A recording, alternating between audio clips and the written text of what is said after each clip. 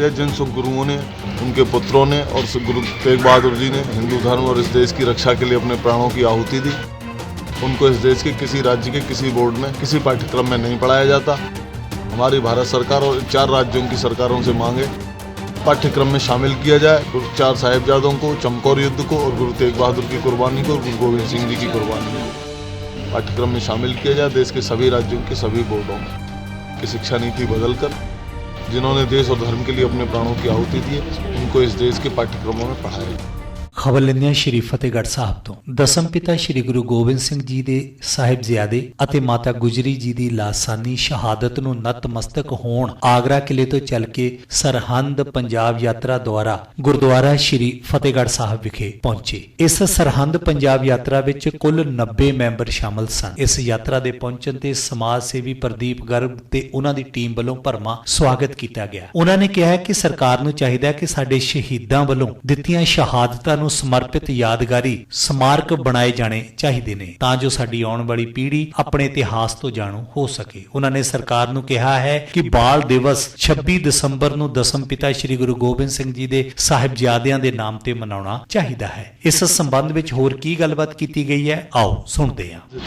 सरन जाएगी और चमकौर जाएगी। इस यात्रा का उद्देश्य है जिन सुख गुरुओं ने, उनके पुत्रों ने और गुरु तेग बहादुर जी ने हिंदू धर्म और इस देश की रक्षा के लिए अपने प्राणों की आहुति दी, उनको इस देश के किसी राज्य के किसी बोर्ड में किसी पाठ्यक्रम में नहीं पढ़ाया जाता। हमारी भारत सरकार और 4 राज्यों की सरकारों से मांगे कि जिन 4 राज्यों से हम निकल कर आए कि हिंदू इन सिख गुरुओं के विषय में को पाठ्यक्रम में शामिल किया जाए। गुरु 4 साहिबजादों को, चमकौर युद्ध को और गुरु तेग बहादुर की कुर्बानी को और गुरु गोविंद सिंह जी की कुर्बानी को पाठ्यक्रम में शामिल किया जाए। देश के सभी राज्यों के सभी बोर्डों में हमारी यात्रा का यही उद्देश्य है कि शिक्षा नीति बदलकर जिन्होंने देश और धर्म के लिए अपने प्राणों की आहुति दी है उनको इस देश के पाठ्यक्रमों में पढ़ाया जाए। यात्रा कितों शुरू हुई थी? ये आगरा 25 दिसंबर को आगरा से शुरू हुई थी। 4 राज्यों के 17 जिलों से होती हुई, सैकड़ों गाँव से होती हुई कल रात्रि में सरन पहुँची थी। आज हम सरन दर्शन करेंगे, मत्था टेकेंगे, उसके बाद हम चमकौर जाएंगे और उसके बाद हम लोग वापस आगरा। किसी अधिकारी ਨੂੰ ਮਿਲੇ ਤੁਸੀਂ ਜਿਵੇਂ ਕਿ ਜ਼ਿਲ੍ਹਾ ਪੱਧਰ ਤੇ ਕਿਸੇ ਨੂੰ ਮੰਗ ਪੱਤਰ ਜਾਂ ਕਿਸੇ ਨੂੰ? हम किसी से नहीं मिले। हमने जब आगरा से चले थे तो हमने 9 दिसंबर को उत्तर प्रदेश सरकार के मुख्यमंत्री को, हरियाणा के मुख्यमंत्री को, दिल्ली के मुख्यमंत्री को और पंजाब के मुख्यमंत्री को अपनी मांगों का मांग पत्र स्पीड पोस्ट से भेज दिया था। एक खुशी की बात यह है कि उत्तर प्रदेश के मुख्यमंत्री श्री योगी आदित्यनाथ ने हमारी मांगों पर संज्ञान लिया है और उन्होंने ये कमिटमेंट कल अपने यहाँ सही गुरु पुत्रों की याद में शहीदी दिवस मनाया और उन्होंने आगरा में उत्तर प्रदेश में शहीद 27 दिसंबर को शहीदी दिवस की घोषणा की है और उन्होंने कहा है कि ये बात बिल्कुल ठीक है कि सिख गुरुओं के इतिहास को पाठ्यक्रम में शामिल किया जाए और उत्तर प्रदेश सरकार जल्दी इस पर कदम उठाएगी और पाठ्यक्रम में शामिल करेगी। इसके बाद अगली रणनीति क्या रहेगी आपकी? इसके बाद हम सभी मुख्यमंत्रियों से मिलने वाले हैं, प्रधानमंत्री जी से मिलने वाले हैं और उनको व्यक्तिगत रूप से मिलकर इसको मांग पत्र को देंगे, ज्ञापन देंगे और उनसे निवेदन करेंगे कि हमारी प्रार्थना को स्वीकार करें और देश को लूटने बांटने वालों की जगह उनको पढ़ाया जाए जिन्होंने इस देश की धर्म की रक्षा की है। मुगलों को पढ़ाना बंद किया जाए, विदेशी आक्रांताओं को पढ़ाना बंद किया जाए, यवनों को पढ़ाना बंद किया जाए। जो श्रद्धांजलि यात्रा जो फतेहगढ़ साहब के लिए आगरा से निकाली गई अभियान संस्था के द्वारा, मार्ग में भले उत्तर प्रदेश हो या हरियाणा हो या पंजाब हो, सब में बड़ा जोशीला स्वागत किया गया और जनता ने जगह जगह यही हमसे कहा कि आपने जो अभियान चालू किया है ये बहुत लेट शुरू किया गया और ये अभियान को नहीं है, काफ़ी पहले किया जाना चाहिए था। हमारी भारत सरकार से और अन्य प्रदेशों से, उत्तर प्रदेश सरकार ने तो कल हमारी मांग को संज्ञान में ले लिया और घोषणा कर दी और जो प्रदेश के मुख्यमंत्री हैं उनसे भी हमारा निवेदन है क्योंकि सिख समाज ने अपना आज़ादी की लड़ाई से पहले भी और आज़ादी की लड़ाई के बाद भी जो उन्होंने जो अपना योगदान दिया सिख समाज का, उसको भुलाया नहीं जा सकता और उनके योगदान की वजह से, क्योंकि आजकल जो नई पीढ़ी है वो पाश्चात्य संस्कृति की ओर अग्रसर हो रही है और हमारी जो नई जनरेशन को अपने दिए हुए बलिदान जो गुरु साहब के हैं उनके संज्ञान में लाने के लिए, उन्हें पुरातन सभ्यता को जानकारी देने के लिए ये इनको शामिल करना जरूरी है। मैं अपने ਇਹ ਮੋਢਿਆਂ ਤੇ ਗੋਡਿਆਂ ਤੋਂ ਬਹੁਤ ਦੁਖੀ ਸੀ। ਮੇਰੇ ਲਈ ਤਾਂ ਤੁਰਨਾ ਫਿਰਨਾ ਵੀ ਇੰਨਾ ਔਖਾ ਹੋਇਆ ਸੀ ਮੈਂ ਦੱਸ ਵੀ ਨਹੀਂ ਸਕਦਾ।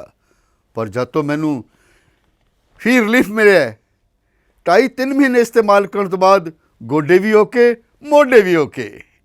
ਜੇ ਤੁਸੀਂ ਵੀ ਕਿਸੇ ਇਸ ਤਰ੍ਹਾਂ ਦੀ ਬਿਮਾਰੀ ਤੋਂ ਪਰੇਸ਼ਾਨ ਹੋ ਤੇ ਬੇਝਿਜਕ ਹੋ ਕੇ ਇਸ ਨੂੰ ਇਸਤੇਮਾਲ ਕਰੋ। ਸਿਰਫ 2.5-3 ਮਹੀਨੇ ਇਹ 125 ਬਿਮਾਰੀਆਂ ਤੱਕ ਦਾ ਇਲਾਜ ਕਰ ਸਕਦਾ ਹੈ। ਫੀ ਰਿਲੀਫ ਹਮੇਸ਼ਾ ਯਾਦ ਰੱਖੋ ਬਸ। ਕੁਝ ਦਿਨਾਂ ਤੋਂ ਮੈਨੂੰ ਵਾਲਾਂ ਦੀ ਬੜੀ ਸਮੱਸਿਆ ਸੀ, ਮੇਰੇ ਵਾਲ ਝੜਨੇ ਸ਼ੁਰੂ ਹੋ ਗਏ ਸੀ। ਮੈਨੂੰ ਮੇਰੇ ਦੋਸਤ ਨੇ ਆਇਲ ਫੀ ਰਿਲੀਫ ਵਾਲੇ ਦੱਸਿਆ। ਮੈਂ ਇਹ ਤੇਲ 3 ਕੁ ਮਹੀਨੇ ਲਾਣਾ ਆਪਣੇ ਸਿਰ ਤੇ ਅਪਲਾਈ ਕੀਤਾ। ਇਹ ਬਿਲਕੁਲ ਆਯੁਰਵੈਦਿਕ ਤੇਲ ਹੈ, ਇਹਦਾ ਕੋਈ ਸਾਈਡ ਇਫੈਕਟ ਨਹੀਂ ਹੈ। ਤੇ ਮੇਰੇ ਵਾਲ ਜਿਹੜੇ ਗੰਜਪਣ ਪੈਣਾ ਸ਼ੁਰੂ ਹੋ ਗਿਆ ਸੀ ਉਹ ਦੁਬਾਰਾ ਆਉਣ ਲੱਗ ਗਏ।